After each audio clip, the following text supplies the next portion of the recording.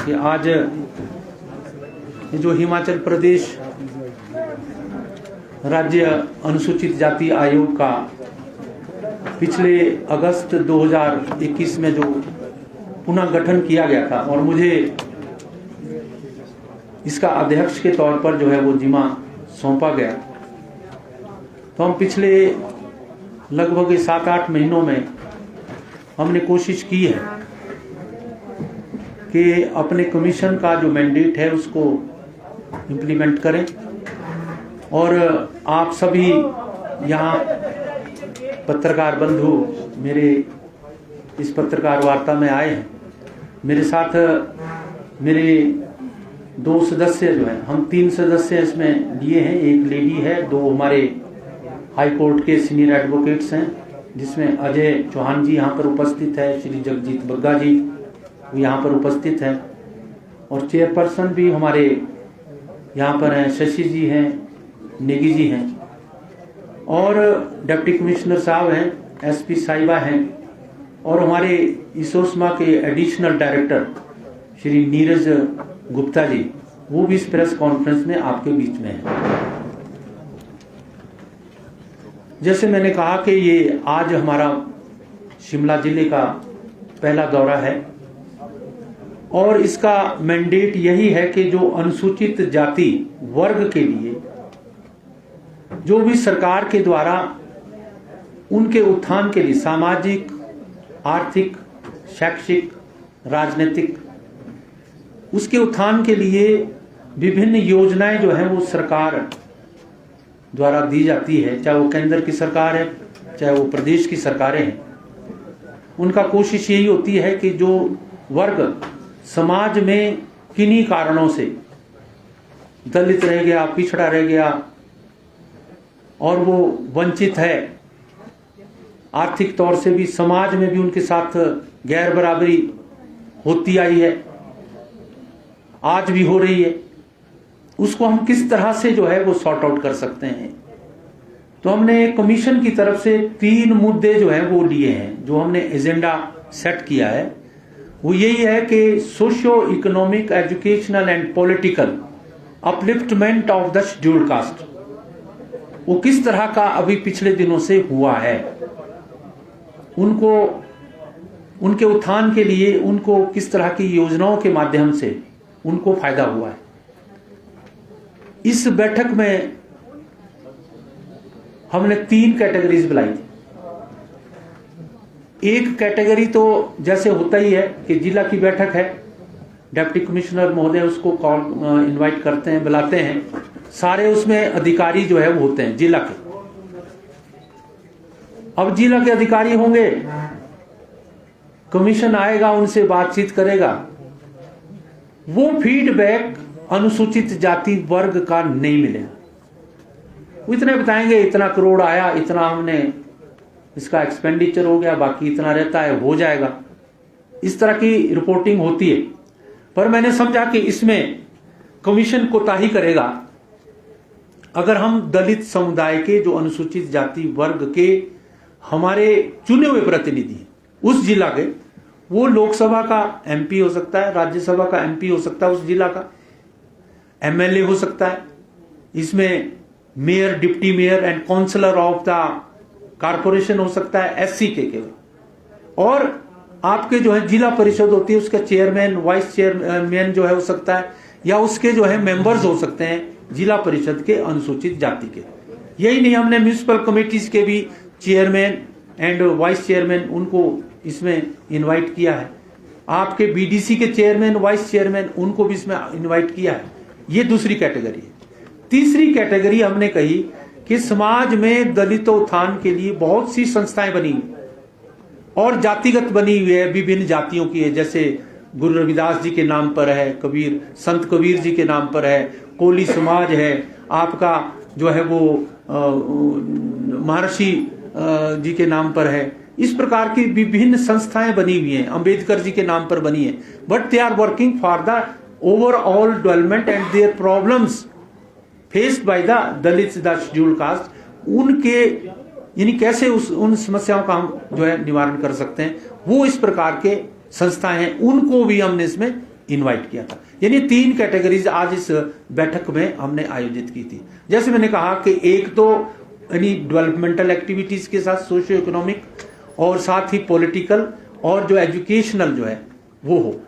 इसमें हमने एक और जो है जोड़ा है, क्योंकि बाबा साहब भीमराव अंबेडकर जी हमेशा इस बात को लड़ते रहे कि बिना एजुकेशन के जो है वो समाज में व्यक्ति जो है वो पूर्ण नहीं हो सकता, वो उसका एक अहम अंग नहीं बन सकता है अगर वो शिक्षा उसने प्राप्त नहीं की है। तो इसलिए वो दलितों के लिए भी उन्होंने हमेशा ये कहा, अनुसूचित जाति वर्ग के लिए ही कहा कि आपको अपने बच्चों को शिक्षा देनी पड़ेगी, देनी है।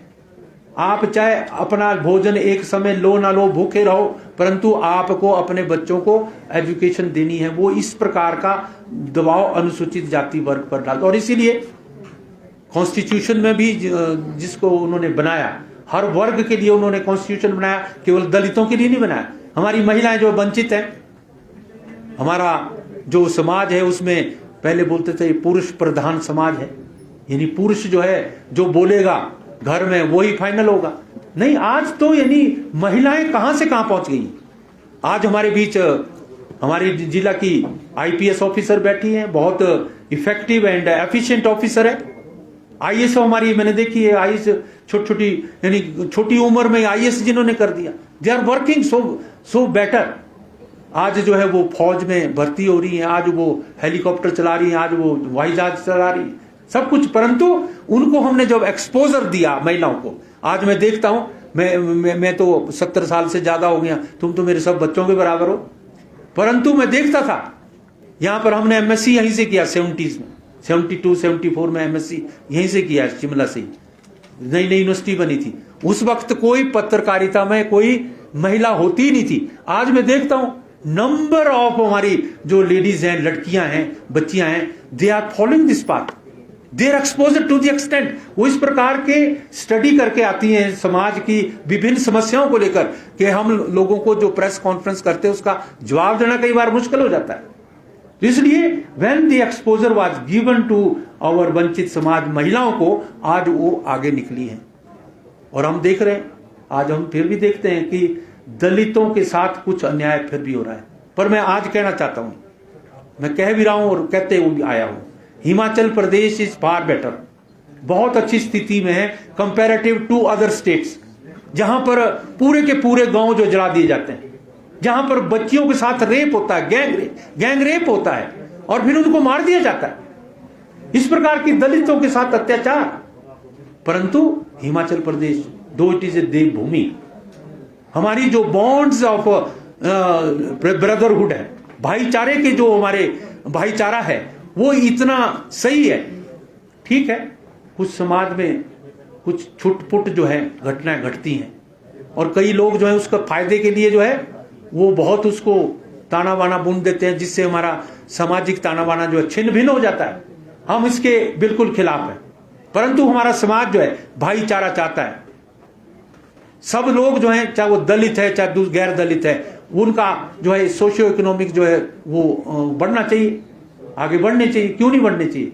हमने कहा, जैसे मैंने कहा, बाबा साहब भीमराव अंबेडकर जी ने एजुकेशन पर जो है वो जोर दिया था, इसलिए सरकार की योजनाओं में एक एजुकेशन लोन आता है वो बैंकों के लिए, इसके लिए भी हम एक स्पेसिफिक कह रहे हैं और हम इसको यानी बहुत इसको सीरियसली ले रहे हैं। सीरियसली इसलिए ले रहे हैं कि बैंकों को जो है वो पैसा दिया जाता है, वो पैसा मेरे दलित समुदाय के बच्चों को दिया नहीं जाता। और जो बच्चियां और बच्चे हमारे अच्छी एजुकेशन प्राप्त कर रहे हैं, अच्छे मेरिट में आ रहे हैं, पर उनकी माली हालत बहुत खराब है। कई जो है माँ बाप जो है अपनी प्रॉपर्टी को गिरवी रखते हैं, अपने खेतों को गिरवी रखते हैं। कई हमारे क्लास 4 एम्प्लॉइज बारे सारी की सारी तनख्वाह बच्चों की एजुकेशन में लगा रहे हैं, परंतु वो बैंक उनको लोन नहीं दे रहे हैं। ऐसे बैंकों को जो है नोटिस जो है वो हमारा ये कमीशन करेगा। और मुझे खेद से कहना पड़ता है यहाँ पर आज कि जितने भी हमारे गैर सरकारी बैंक हैं, जो नेशनलाइज्ड बैंक्स हैं, उनसे दूसरे जो प्राइवेट बैंक्स हैं, प्राइवेट बैंक्स जो हैं एक भी मामला देने के लिए तैयार नहीं है। फैसिलिटी सारी ले रहे हैं गवर्नमेंट से, परंतु दलित समुदाय के बच्चों या बच्चियों के लिए एजुकेशन लोन देके तैयार नहीं। मैंने डी साहब कहा है, इनसे आग्रह किया है कि आप जब मीटिंग बैंक्स की लेते हैं तो तो इन बैंक्स के जितने भी मैनेजर्स उसमें आए, कोई प्रॉक्सी नहीं होनी चाहिए। कोई क्लर्क आ गया तो then it will not solve the purpose. वहां का जो हेड है, जो मैनेजर है, उस ब्रांच का हेड, वो आए और उनको आप ये कहें कि भी साल में आपको एक केस तो अनुसूचित जाति का करना ही है, एजुकेशन लोन, तो कुछ बात बनेगी। तो एजुकेशन के लिए हमने ऐसा ये विचार नहीं किया है। हमने एक बात एसपी महोदय के ध्यान में डाली है, क्योंकि जितनी एट्रोसिटीज के केसेस हैं वो पुलिस विभाग के पास आते हैं। मैंने कहा है कि पुलिस के पास के जाएगा, जो बेचारा पीड़ित है वो कहां जाएगा? समाज से उसको जो है वो स्ट्रेंथनिंग मिल नहीं रही, ताकत मिल नहीं रही दलित के लिए, तो कहां जाएगा? वो पुलिस को ही देखेगा कि चलो पुलिस चौकी में चल जाएगा। परंतु जिस तरह का पुलिस चौकी में दलित, कुछ दलित, मैं सबके साथ नहीं बोल रहा हूं, कुछ पुलिस थानों में, पुलिस चौकी में, मैं कहना चाहता हूं वहां पर जिस तरह का व्यवहार होता है वो बेचारा दोबारा जाने नहीं चाहता वहां पर। मैंने एसपी महोदया को, उनको आग्रह किया है कि आप अपने जितने भी इस प्रकार के निचले स्तर के जो हैं आपके पुलिस की जो ऑफिसेज हैं, चाहे वो एएसआई लेवल का है, एसएचओ लेवल का है, उनको आप सेंसिटाइज करें कि आपकी जो भी फर्स्ट इंफॉर्मेशन, कोई बेटी आई उसके साथ दुराचार हुआ है, वो अपने भाई को लेकर, अपने बाप को लेकर, चाचे ताए को लेकर वहां पर पहुंचती है, तो उसका बिहेवियर इतना अच्छा होना चाहिए कि वो पॉजिटिवली जो रिपोर्ट वहां पर दर्ज करना चाहती है उसको दर्ज किया जाए। मैंने एसपी साहब को कहा है कि आप अपने अधिकारी को बोलिए कि अगर वो कितने बजे वहां पर पहुंचा, अगर मान लो 10:05 पर पहुंचा, तो ये वहां पर नोट होना चाहिए कि फलाना जो है व्यक्ति 10:05 पर आया। और एफआईआर कब लॉन्च हुई आपके द्वारा? क्या 10 घंटे बाद हुई, 10 मिनट बाद हुई, 10 दिन के बाद हुई? ये कारण क्या है? कारण तभी बनता है कि ये ताना बाना हमारा जो समाज का है वो छिन्न भिन्न, वो पुलिस की वजह से होता है, जो निचले स्तर के हैं। फिर कहां जाएंगे वो? फिर तो वो एसपी साहब के पास आएंगे, डीसी साहब के पास आएंगे, कहीं एमएलए के पास जाएंगे, मंत्री के पास, मुख्यमंत्री के पास, फॉर्म पिलर टू पोस्ट हो जाएगा। पर तब भी नहीं होता तो फिर एजिटेशन होता है, आंदोलन होता है, आंदोलन में फिर आर पार की लड़ाई दोनों पक्ष जो है करते हैं। तो उसके लिए कौन जिम्मेवार है? तो इसके लिए जिम्मेवार जो है पुलिस जिम्मेवार है। भैया दीजिए ना, जैसे ही वो आए वैसे आप बैठाइए उनको, प्यार से पानी पिलाइए। कोई आपका ये जो है पर्सनल घर नहीं है, वो आपका जो है वो दफ्तर है, पब्लिक का दफ्तर है, पब्लिक सर्वेंट है आप, तो उसके लिए बैठाइए, प्यार से बैठाइए, बोले क्या है समस्या आपकी। मैं इसलिए इलेबोरेटली आपको इसलिए कर रहा हूं, पुलिस, हमने एसपी महोदया को बोला है कि आप sensitise your all machinery to the last level, to the first level, you can say. इन्होंने एश्योर किया है कि हम आने वाले दिनों में, डीसी साहब ने भी कहा, जीरो टॉलरेंस की कमीशन जो है जीरो टॉलरेंस की नीति में आगे बढ़ने का प्रयास करता है। इसमें सबका ही योगदान चाहिए, केवल मात्र एक ही वर्ग का नहीं, सारी मशीनरी साथ चलेगी। और आप भी जो हमारे समाज के अग्रणी जो है, मैं कहना चाहता हूँ पत्रकार हैं, आपके माध्यम से बहुत सी चीजें जो है उठती हैं, वो हमारे नोटिस में आती हैं, एडमिनिस्ट्रेशन के नोटिस में आती हैं, उनके ध्यान में नहीं होती। पर मैं इतना ही कहना चाहता हूँ, आपके माध्यम से भी जो मामले अत्याचार के दलितों पर आएंगे, जो भी मामले अखबारों के माध्यम से, सोशल मीडिया के माध्यम से, उसको कमीशन जो है वो सीरियसली टेकअप करेगा। मुझे इतना ही कहना था। आपको कोई प्रश्न लेना है तो उसके लिए आपका धन्यवाद। हिमाचल प्रदेश में अट्रॉसिटीज के, क्योंकि अनुसूचित जाति वर्ग का आप समर्थन भी कर रहे हैं, अध्यक्ष भी आप हैं, सबसे पहला सवाल मेरा ये रहेगा कि कई बार अट्रॉसिटी के फॉल्स केसेस देखने को मिलते हैं, क्या आपने इसका भी संज्ञान लिया है क्या? बिल्कुल। आज मैंने कहा, मैंने 2 कैटेगरीज में स्पेसिफिकली शेड्यूल्ड कास्ट की थी, एक इलेक्टेड और एक जो ऑर्गेनाइजेशन ऑल इंडिया की है, स्टेट लेवल की है, जिला स्तर की है, उनको इसमें बुलाया था, अग्रणी जो हैं लोग। तो हमने उनको ये की आग्रह किया, मैं सब जगह भी कह रहा हूं, आपके माध्यम से भी कह रहा हूं आज, मैंने उनको ये कहा कि इस प्रकार की कई बार आपस में कुछ लोगों की आपस में खुंदक होती है, और उस खुंदक को निकालने के लिए, खुंदक आप समझ रहे हैं ना कि नहीं, तो वो निकालने के लिए किसी अनुसूचित जाति के व्यक्ति को आगे कर देते हैं। और जब आप बाद में उसकी इन्वेस्टिगेशन पता चलती है तो पता चलता है कि वो जानबूझकर अंडर प्रेशर जो है किसी ने डाल के जो है वो केस यानी प्रिवेंशन ऑफ एट्रोस POA के अंतर्गत ले लिया गया, परंतु वो था नहीं एक्चुअली। तो मैंने इनको सबको कहा है कि आप अग्रणी पंक्ति के लोग हैं, लीडर हैं। आप इस प्रकार का जो भी अगर कोई केस आता है तो वो socially he should be boycotted. Why not?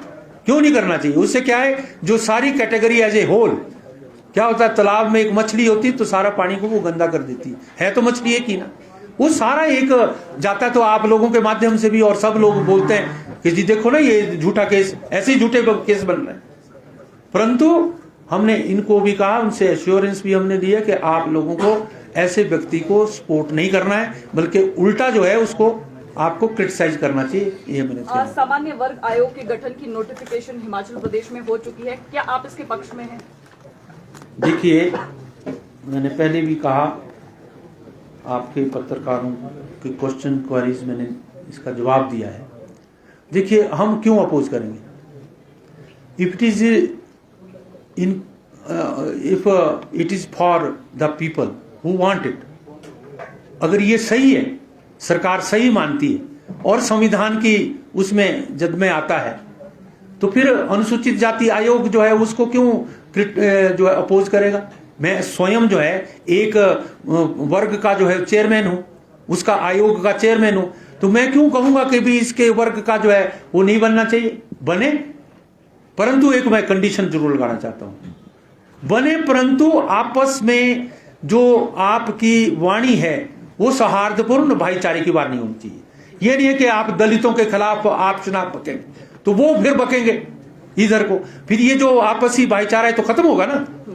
तो मेरा इतना ही कहना है कि आयोग जो मर्जी बने, जिसका बने, अगर सरकार उसको सही मानती है कि बनना चाहिए और जो उस वर्ग के लोग हैं वो डिमांड कर रहे हैं और उस संविधान की उसमें आता है, तो फिर वो बनना चाहिए। मुझे इसमें कोई आपत्ति नहीं। हिमाचल प्रदेश के ग्रामीण क्षेत्रों में कुछ मंदिर ऐसे हैं जहां आज भी दलितों का जाना बना है, आप इस बारे में क्या संज्ञान? बिल्कुल, हमारा अनुसूचित जाति का जो कमीशन है बिल्कुल भी अपोजिट, और जो भी मामला यहाँ पर आएगा किसी भी तरह का, तो उसको हम टूथ एंड नेल लड़ाई लड़ेंगे, एडमिनिस्ट्रेशन के साथ भी और सरकार के साथ भी। और इस प्रकार के होने नहीं चाहिए। मंदिर जो है वो आम जनता के लिए, वो किसी की एक बपौती नहीं है। मैं ये कहना चाहता हूँ, वो चाहे दलित हो चाहे गैर दलित हो, चाहे वो बच्चा हो, चाहे यहाँ तो महिलाओं को भी कई मंदिरों में हिंदुस्तान में अलाउ नहीं है, प्रधानमंत्री तक जो है अलाउ नहीं किया गया। ये ठीक है आपकी बात, परंतु यही तो है, इसी को तो हमने खत्म करना है। परंतु ये खत्म तब होगा बेटा जब यानी आपके जो गैर दलित समाज हैं वो इसमें आ गया है। दलित जो है एजिटेशन करेंगे तो ये मामला नहीं सुलझेगा। जो इसमें नॉन शेड्यूल कास्ट लोग हैं, जिसको आप सो कार्ड स्वर्ण कह रहे हैं या जो सामान्य वर्ग कह रहे हैं, वो लोग अगर आएंगे, हुए हैं पहले, बाबा साहब भीमराव अंबेडकर इतनी बड़ी ताकत बने हैं, इतनी हायर एजुकेशन उन्होंने प्राप्त की, किसके माध्यम से? शेड्यूल कास्टों के माध्यम से, दलितों के माध्यम से की नहीं। जो गैर दलित थे, जिन्होंने उनको फाइनेंशियली सपोर्ट किया और उनको पूरी तरह अपने बच्चे की तरह, और ये जो अंबेडकर नाम पड़ा है, एक टीचर जो ब्राह्मण थे वहां के, उन ब्राह्मण ने जो है अपना नाम उनके लिए दिया, तब वो इतनी बड़ी, तो क्यों नहीं हो सकता? सब जगह हो सकता है। And I am very much thankful कि मेरी बेटी ने, जिसका मैंने अभी यहाँ जिक्र किया, you asked so good questions, thank you. Sir, atrocity मामले में अगर फॉल्स पाया जाता है तो क्या उसके खिलाफ कार्रवाई का आप समर्थन करते हैं? क्यों नहीं करना चाहिए? गलत तो गलत है, इसका मतलब ये थोड़ी नहीं कि गलत के नाम कमीशन जो है उसको ठीक ठहराएगा। मैंने कहा उसके खिलाफ वैसे ही दंडित करना चाहिए जैसे जो है हमारे दूसरे लोगों को, जो दलितों को जो पीड़ित करते हैं, उनको दंडित करना चाहिए। रेणुका और पच्छाद में जिस तरीके से दलित नेताओं के साथ व्यवहार हुआ है, उसको आप किस नजरिए से? We condemn it, strongly condemn it. Sir, जब से आयोग का गठन हुआ है तब से कितने परिवार जो है वो लाभान्वित हुए हैं और सरकारी योजनाओं का लाभ उन तक पहुंचा है? कि आपके पास उन परिवारों अभी ये के फिगर आपको एक प्रेस नोट आ रहा है, उसमें हम सारा बता रहे हैं कितने प्रिवेंशन ऑफ एट्रोसिटीज एक्ट जो है रजिस्टर हुए, और जो ये आपको कितना पैसा जो है वो डिपार्टमेंट वाइज मिला है, वो कितना लगा है। हमने कहा कि 75% अबव जो है कम से कम वो पैसा लग जाना चाहिए। कुछ चीजें रहती है, कुछ फॉर्मेलिटीज रहती हैं, तो ये दलितों का पैसा 100%। बहुत से विभाग है, मैंने देखा है लगभग 80% विभाग ऐसे जिन्होंने 100% जो है वो उसकी एक्सपेंडिचर किया है। कुछ थोड़े से हैं, उन्होंने भी कहा कि हो गया है, बट इस रिपोर्ट में वो नहीं है। तो आप सब लोगों को